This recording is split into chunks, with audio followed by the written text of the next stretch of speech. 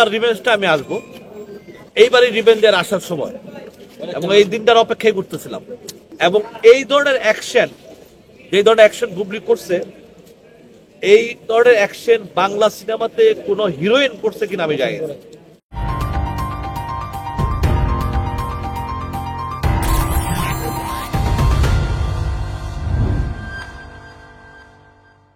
আমি তো গত ঈদে আসতাম, গত ঈদে আমি বাংলাদেশের বাইরে ছিলাম বলে আমি আসতে পারি নাই।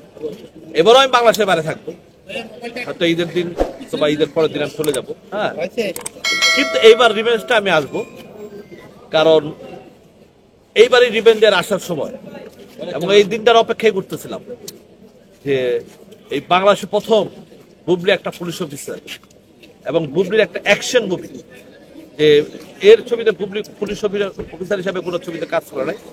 এবং এই ধরনের অ্যাকশন, যে ধরনের অ্যাকশন বুবলি করছে, এই ধরনের অ্যাকশন বাংলা সিনেমাতে কোনো হিরোইন করছে কিনা আমি জানি না।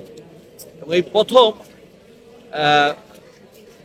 একটা লেডি অ্যাকশন মুভি এবং রসন, চমৎকার রসনের অ্যাকশন, সবকিছু মিলে একটা ধামাকা মুভি।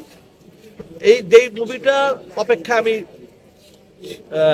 রিলিজ করবো করে আমি একটা টাইম দেখতেছিলাম যে আমি একটু আসবো। এইবার সব ঠিকঠাক থাকে, দুই সিনেপ্লেক্সের সাথে আমার কোনো ঝামেলা না থাকে ইনশাল্লাহ, তাহলে আমি ইনশাল্লাহ আজ গতকালকে অলরেডি সেন্সারে জমা দিচ্ছি, কালকে আমার সেন্সার হবে রিভেঞ্জ। যদি সেন্সার আমি ঠিক মতো পাই, এবারে ঈদে আপনাদের সামনে আমি পৃথিবীর যেই প্রান্তেই থাকি আমার ছবি রিলিজ হবে ইনশাআল্লাহ।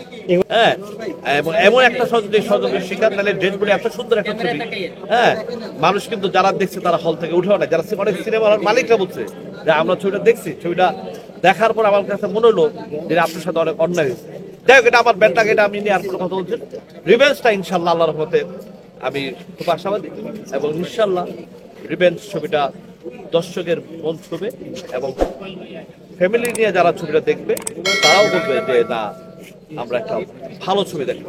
এই রিভেঞ্জে প্রথম আমাদের স্বপ্ন বুবলি যে পুলিশের অভিনয় করছে এবং যেই ধরনের অ্যাকশন করছে বুবলি এর আগে কোনোদিন এই ধরনের অ্যাকশন কোনো মুভিতে করে নাই। যেই কারণে রিভেঞ্জটা এই অ্যাকশন, বুবলির অ্যাকশন, রওশনের অ্যাকশন, হ্যাঁ, তারপরে আপনারা সবাই জানেন যে আমাদের মিশা মামা, মিশা সদাগর, যে উনি সবসময় একটা ভয়েস দিয়ে সবসময় একটা অভিনয় করে। এইবার কিন্তু সে ঠান্ডা মাথায় অভিনয় করছে এবং প্রত্যেকটা মানুষকে সে আপনি করে বলছে। যাই হোক, এটা কিছু কিছু ব্যাপার আছে রিভেঞ্জের, যেটা আমাদের দীপা খন্দকার আপা উনি করছে, আমাদের নাটকের সোহেল আছে সে করছে, সবকিছু মিলে এটা একটা মানে ধামাকা আমার কাছে মনে হচ্ছে। যেমন কতগুলো হলে মুক্তি পেতে পারে, কতগুলো হল আমি বলবো না, রিভেঞ্জের গতিতে চলবে। এখন সেটা হল সিনেপ্লেক্স যদি আল্লাহর মতো করে ঝামেলা আমার সাথে না করে, দুই নাম্বারে যদি না করে আমার সাথে, তাহলে আমার রিলিজ দিতে আমার কোনো আপত্তি নাই ইনশাআল্লাহ। আপনার সিনেপ্লেক্সের বিরুদ্ধে অল টাইম কথা বলতেছেন, তো তারা তো আপনার সাথে দুই নাম্বারই করতে পারে, খুব স্বাভাবিক। যদি দুই নাম্বারই করে তাহলে ছবি রিলিজ করবো না, কারণ কি, তাহলে তো আমার এটা শেষ করে আমার রিলিজ করতে হবে, তাই না? আর যদি মনে করে সিনেপ্লেক্স যদি মনে করে যে না ঠিক আছে আমরা ইকবাল সাহেবের ছবি চালাবো, হ্যাঁ, কারণ আমরা তো আমার সাথে তো সিনেপ্লেক্সের ব্যক্তিগত শত্রুতা নাই, তাই না? আমাদের শত্রুতা, আমাদের আমরা কি চাই যে আমাদের ছবিটা আপনারা চালান, হ্যাঁ, এবং আপনারা চালান এবং সবার ছবিটা ওইভাবেই চালান যে মানুষ যেন দেখে শান্তি পায়। এটাই তো চাওয়া, আর বেশি তো আর চাওয়া নাই। সেই কারণ মাথায় রাখতেছি আমরা যে 10-12-15টা ছবি যদি আসতো হয়তো লটারির মাধ্যমে করতো, সেটা দেখতেছি ছবির সংখ্যা কম, এটা আমার মনে হয় লটারি আসবে না।